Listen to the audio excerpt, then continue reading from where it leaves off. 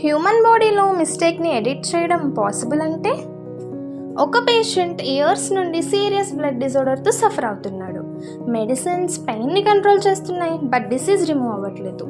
Doctors finally clarity ఇస్తారు, ఇది genetic problem, DNA level issue అని. డిఎన్ఏ అంటే ఏంటి? అది మనకి ఇన్స్ట్రక్షన్ మాన్యువల్. మన బాడీ ఎలా బిల్డ్ అవ్వాలి అని చెప్తుంది. ఐస్ కలర్, హైట్, ఇంకా కొన్ని డిసీజెస్ కూడా డిఎన్ఏలో ఉంటాయి. సో ఇప్పుడు నార్మల్ ట్రీట్మెంట్ సరిపోదు, ఎందుకంటే ప్రాబ్లం సర్ఫేస్లో కాదు, రూట్లో ఉంది. సో సైంటిస్ట్ చాలా ఇయర్స్ కష్టపడి ఫైనల్గా ఒక బ్రేక్ త్రూ తీసుకొచ్చారు. అదే క్రిస్పర్ మెథడ్. ఈ మెథడ్ ఎలా యూజ్ అవుతుందంటే, క్రిస్పర్లో Cas9 అనే ఎంజిమ్ ఉంటుంది. ఇది సిజర్స్ లాగా యాక్ట్ చేసి రాంగ్ జీన్ ఉన్న ఎగ్జాక్ట్ ప్లేస్లో డిఎన్ఏని కట్ చేస్తుంది. ఇక్కడ 2 వేస్ ఉంటాయి. బాడీ ఓన్గా రిపేర్ సిస్టమ్ యూజ్ చేస్తుంది, లేదా సైంటిస్ట్ కరెక్ట్ డిఎన్ఏ సీక్వెన్స్ని యాడ్ చేస్తారు. రిజల్ట్లో మిస్టేక్ రీప్లేస్ అవుతుంది. ఇది థియరీ కాదు, ఆల్రెడీ రియల్ పేషెంట్స్ మీద యూజ్ చేస్తున్నారు.